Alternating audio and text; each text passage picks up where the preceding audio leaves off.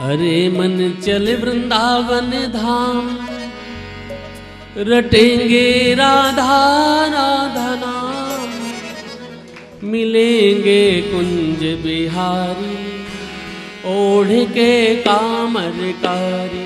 ओ मिलेंगे कुंज बिहारी, ओढ़ के कामरकारी। मिलेंगे कुंज बिहारी, ओढ़ के कामरकारी। अरे मन चल वृंदावन धाम, रटेंगे राधा राधा राधा नाम, मिलेंगे कुंज बिहारी, ओढ़ के कामरकारी। हाँ मिलेंगे कुंज बिहारी, ओढ़ के कामरकारी।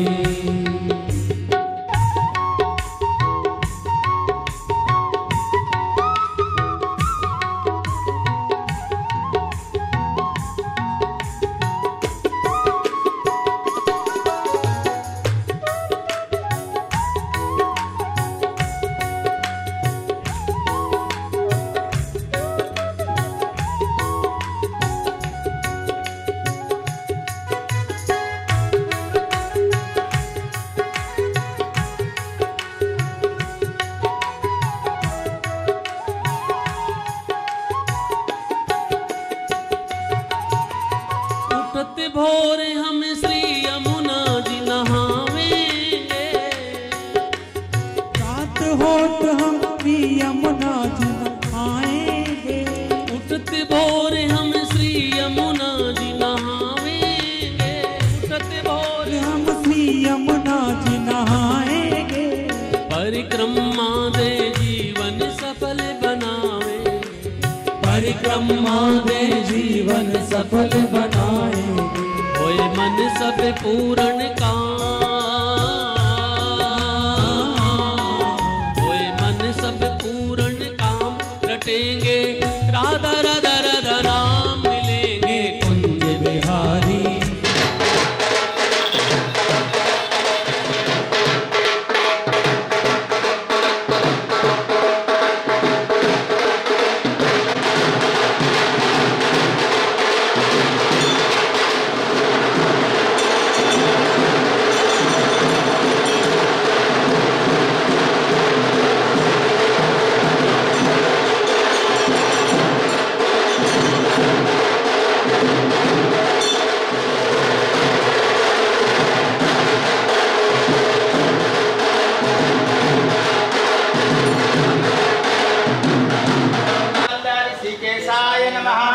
स्वस्ति तिलकम्मा आदित्यावस्य तिलक करिए इनका। हे नमस्तो बलि राजा धर्मेन्द्र महाबला, नैनस्तम वरदानि रक्षे महाचल रक्षा भवा सुरक्षा भाव। अच्छा दीजिएगा।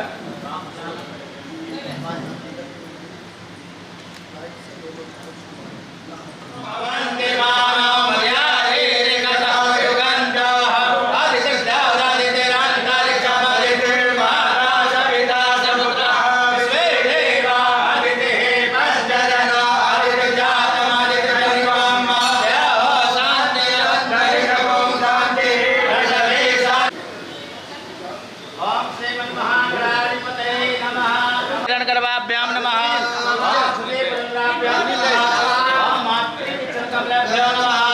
ओम विष्णुदेवताभ्यो नमः, ओम गणाधिपतये नमः, गणपतये नमः। लाइए भैया थाली दीजिए, हाथ जोड़ लीजिए।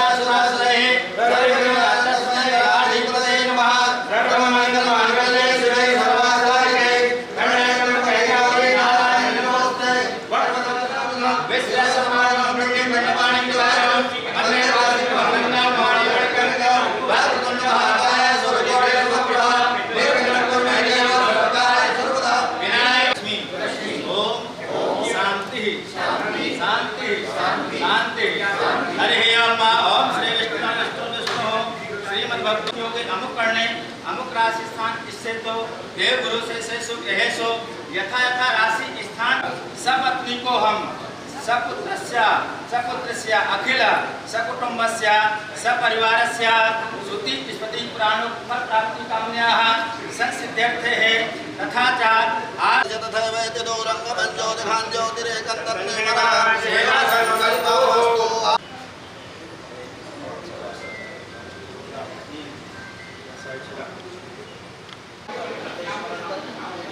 गंधस्ते संपूज्यो हनुमान जी का ध्यान कर लीजिएगा। शाम सदा शिवाय नमः। दुर्गे स्मृता हरसवे तिमसे सुजंतो स्वस्ति सुनामतिमदेव शुभे नमः। ध्यानं समर्पयामि। अभ्यग्नि विनायक सर्वोत्तम गणेश प्रभु ऐसलाज्याम ताम दास परिपाले देव। ओम गंग गणपतये नमः। ध्यान समर्पयामि। भागवत जी का ध्यान करिएगा। श्रीमद्भागवत महापुराणाय नमः। ध्यानं समर्पयामि। सर्वोपचारार्थे गन्धस्तैः सम्पूज्यो गन्धद्वारां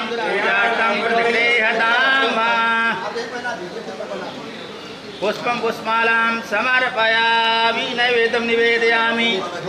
ओम नाभ्यायासे गन्धर्व जगोदर्नो देवो समोर्तो प्रतिभां भौमदिदातो प्रार्थालो गुरुदेव तस्मै श्री गुरवे नमः। व्यासरूपाय विष्णवे नमो वै ब्रह्मविदे वासिष्ठाय नमो नमः।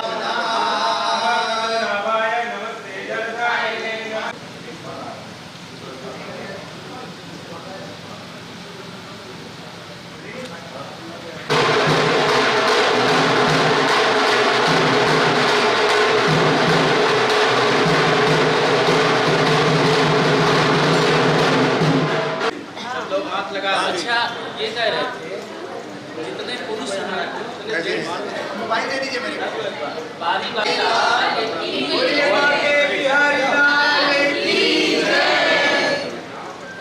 अब ऐसे परिक्रमा लगाते हुए यहाँ से और सभी लोग अब कलश वहाँ पहुँचा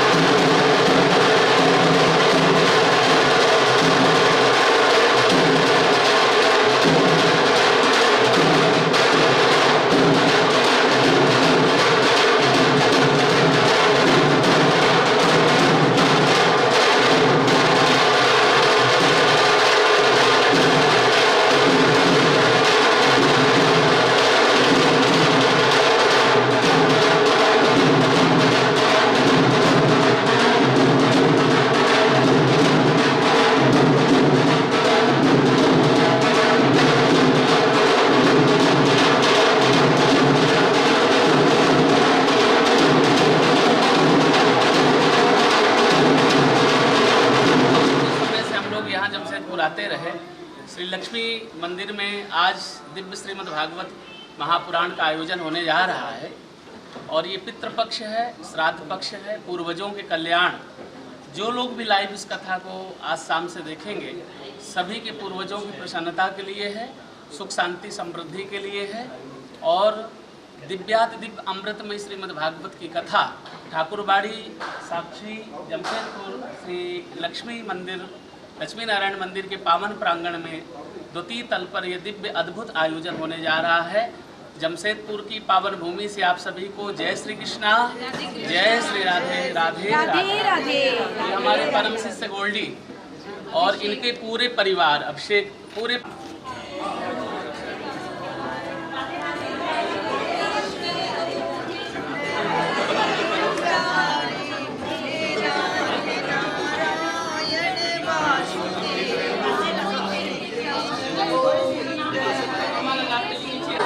वृंदावन बिहारी लाल की जय। श्रीमद् भागवत महापुराण की जय।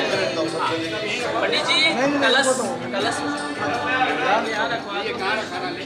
कलशों को स्पर्श करो, रखो एक बार वहाँ पलट वहाँ साइड कर उतरो पहले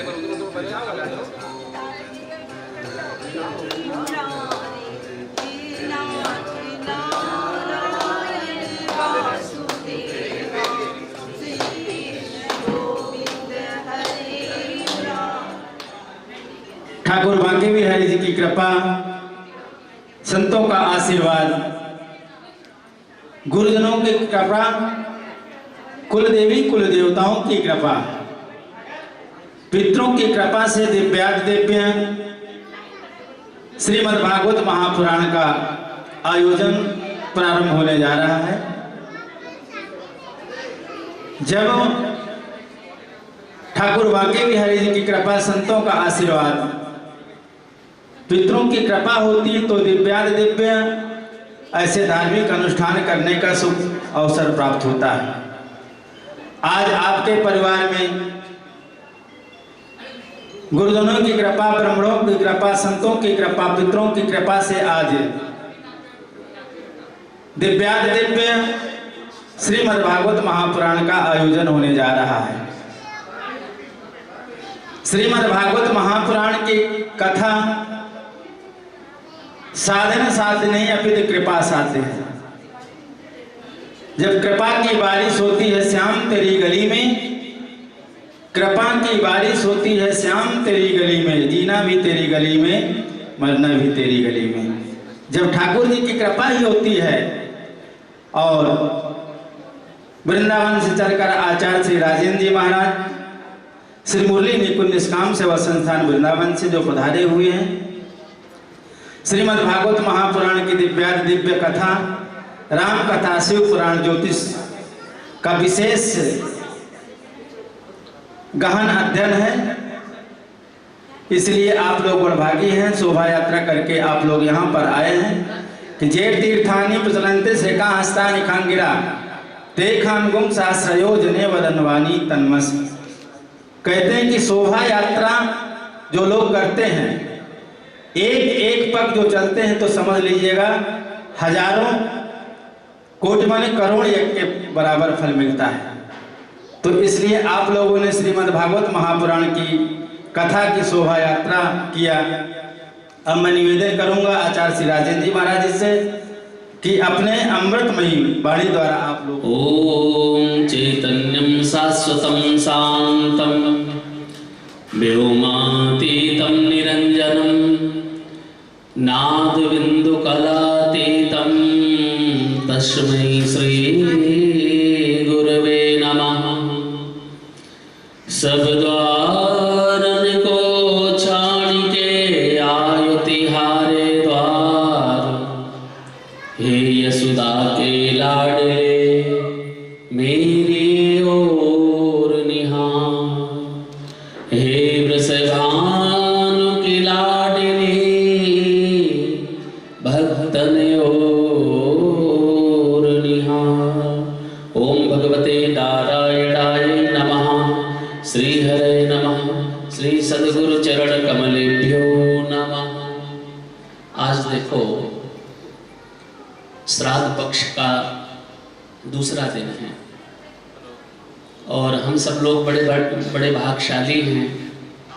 और भागशाली क्या, बड़ भागशाली हैं। जैसे जटायु के बारे में भगवान राम कहते हैं।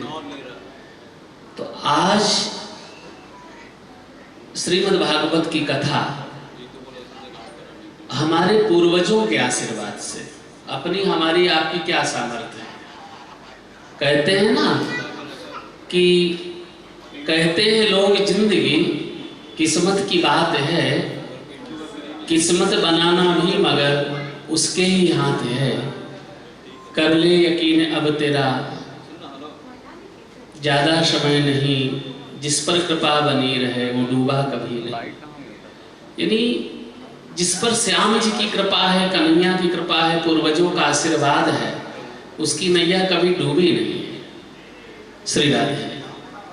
तो ये भैया राधे, आज सबसे पहले हम लोगों ने ठाकुर बाड़ी में जाकर के भागवत भगवान का पूजन किया और श्री ठाकुर जी का पूजन किया और सिर पर भागवत जी धारण करके, और बहन बेटियां माताएं अपने सिर पर कलश धारण करके हम लोग आए कहाँ पर, भगवान के पावन प्रांगण में, जहाँ पर भागवत भगवान को विराजमान होना होता है।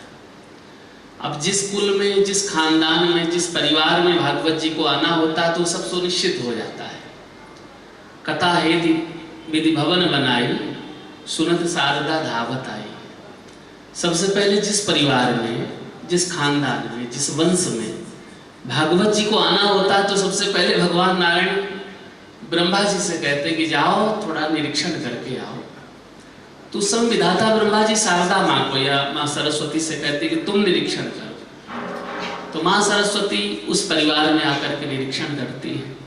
तो आज श्री फतेह चंद सूरजमल परिवार, अग्रवाल परिवार के माध्यम से जो दिव्यादि दिव्य अमृत में श्रीमद् भागवत की कथा पूर्वजों के कल्याणार्थ और अपने सब लोगों के उद्धार के लिए है, जो सुख शांति समृद्धि को दे और जितने भी विघ्न हैं सभी विघ्नों को दूर करे, ऐसी श्रीमद् भागवत की कथा के लिए माँ सरस्वती ने कहा कि जाओ उस गोत्र में, उस परिवार में आयोजन होना सुनिश्चित है। अब रही बात ये कि हम भागवत की कथा सुनने के अधिकारी जब हजारों यज्ञ हों और एक यज्ञ में वित्त मन धन बहुत खर्चा होता है, तो फिर उसका नियम बताया गया कि जब शोभा यात्रा करते हैं तो एक एक कदम हम लोग आगे तो बढ़ते ही हैं, चाहे थोड़े दूर से आए चाहे ज्यादा दूर से आए। तो भगवत यात्रा को चालिए तज माया अभिमान, ज्यों ज्यों पग आगे बढ़े कोटिन यज्ञ समान। एक एक कदम में करोड़ों यज्ञों का फल है, तभी हम लोग भागवत की कथा सन्मुख बैठ करके सुन सकते हैं। सन्मुखे चार्थ लाभ है, 4 प्रकार के लाभ हमको स्वतः मिलते हैं जब भागवत जी की शरणागति स्वीकार कर लेते। आयु की वृद्धि होती है, ज्ञान की वृद्धि होती है, यश और कीर्ति की वृद्धि होती है और बल की, आत्मबल की प्राप्ति होती है। माँ भगवती लक्ष्मी की कृपा करती। तो आज हम सब लोग इस भवन में अपने ही प्रांगण माँ लक्ष्मी जी के पावन प्रांगण में बैठे हैं, नारायण की कथा सुनने जा रहे हैं, माँ लक्ष्मी जी विराजमान हैं। तो ऐसे अद्भुत आयोजन का शुभारंभ आज के दिन से हो रहा है। 3 चीजें हैं। कलश आपने उठाया, कलश में 3 ही शब्द हैं, कल हमने बताया था, और ये सब शाम के सत्र में विस्तार से चर्चा करेंगे। लेकिन ऐसा मानो कि शक्ति और शक्तिमान के द्वारा पूरे संसार की सृष्टि का संचालन हो रहा है। शक्ति के रूप में महाकाली, महालक्ष्मी, महासरस्वती है। तो का से काली, ला से लक्ष्मी, सा से सरस्वती, तीनों देवियों का यहाँ पर आवाहन हुआ। और तेने यंग बांगमयी मूर्ति प्रत्यक्षा कृष्ण एवही, साक्षात कृष्ण के रूप में भागवत जी विराजमान हुए और हमारे पूर्वजों का आवाहन आज किया गया। पितृवेदी बनी हुई है, पूर्वजों की वेदी है, देवताओं की वेदी है। अब ब्राह्मण लोग आप लोगों से नीचे जहाँ पर वेदियों का निर्माण है वहाँ पर आपको विधि विधान से पूजन कराएंगे। आज प्रथम दिवस है, इसलिए नांदी मुख श्राद्ध का नियम होता है कि कथा में किसी भी प्रकार का कोई विघ्न ना पड़े, इसलिए नांदी मुख श्राद्ध कराते हुए ब्राह्मण आवाहित देवताओं का पूजन करेंगे और आज वेदियों में आवाहित देवताओं को बुलाएंगे और उसके बाद में फिर हम लोग फ्री हो जाते हैं, फिर शाम के सत्र में सब परिवार के सहित बैठ करके श्रीमद् भागवत की कथा नियम और विधि पूर्वक सुनते हैं, और एक मन में संशय हो उसको निकाल देना। बहुत से लोग सोचते हैं कि फलाहार रह के कथा सुनेंगे तो पुण्य मिलेगा, भोजन करेंगे तो नियम टूट जाएगा। देखो भाई, जिसकी जैसी शारीरिक क्षमता हो, क्योंकि पहले ऋषियों की परंपरा थी, घटघद्वयम विश्रामम, 6 घंटे की कथा में 2 घड़ी का विश्राम होता था। उसके बाद में वक्ता और जजमान दोनों घी पी लेते थे क्योंकि भूख ना लगे। आजकल तो पचाना बड़ा मुश्किल है, इसलिए युक्त आहार विहारस्य, वो आहार करें जो सुपाच्य हो, जो शरीर को नुकसान ना करे, जिससे हम निर्विघ्नतया पूर्वक बैठ करके कथा को सुन सके और आलस्य ना आए।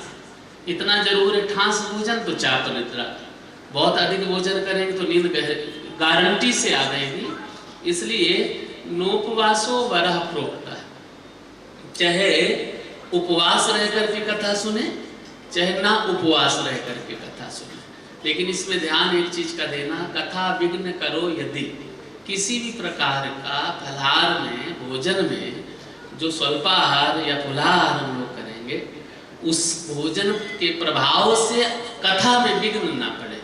तो चाहे हल्का प्रसाद लें, चाहे भारी लें, वो आपकी शारीरिक क्षमता अनुसार है। फलाहार का ऐसा कोई नियम नहीं। हाँ, सुबह के समय जब हम लोग पूजन करेंगे उससे पहले अन्न ना ग्रहण करें। दाल मखाना है, चाय है, या आप फल वगैरह ले सकते हैं, ड्राई फ्रूट ले सकते हैं। और जब हम लोग यहाँ नीचे पूजन कर लेंगे उसके बाद में अपना भोजन प्रसाद आप लोग पा सकते हैं। यही नियम है। जिसको कथा के बीच में कुछ खाने पीने की इच्छा, वो नीचे उतर करके जाएं और पा करके आवेंगे। ये पवित्र प्रांगण रहेगा। केवल यहाँ एक चीज़ की अनुमति रहेगी, पानी की बोतल की। प्यास लगी तो भैया अपने बगल में पानी की बोतल रख करके प्यास बुझा लें। बाकी प्यास लगती है तो पनघट की याद आती है, लाज लगती है तो घूंघट की याद आती है। बड़ी गमगीन कहानी है जिंदगानी की, जब श्राद्ध पक्ष आता है तो पूर्वजों की याद आती है। ऐसे पितृ देवताओं के श्री चरणों में हम लोग प्रणाम करते हुए वाणी को यही विश्राम करते हैं। अब आधा घंटे का इंटरवल आपको दिया जाता है। सुबह से आप लोग लगे थे, चाय आदि जो कुछ लेना चाहे यहाँ के बाद अभी आप लोग ले सकते हैं। फिर उसके बाद में नीचे हमारे आचार्य जी, आचार्य धर्मेंद्र जी आचार्य पद पर है, आचार्य शिवमूर्ति जी ये ब्रह्मा पद पर है, और इनके सहयोगी जो ब्राह्मण वो जप कर्म के लिए आए हुए हैं। तो देवताभ्या पितृभ्यो महायोगी एवचा नमः स्वाहाय सुधाय पितृदेव नमो नमः। मूल पारायण पाठ 18,000 श्लोकों का पाठ भी यहाँ 7 दिन में होना है। पितृ गायत्री मंत्र का भी जाप होना है। द्वादशाक्षर मंत्र का जाप, विष्णु सहस्त्रनाम और श्रीमद् भगवद गीता का पाठ होना है। इन्हीं पाठों से पूर्वजों की सदगति होती है। इन्हीं शब्दों के साथ वाणी को विश्राम। आप सभी को जय श्री कृष्णा, जय श्री राधे।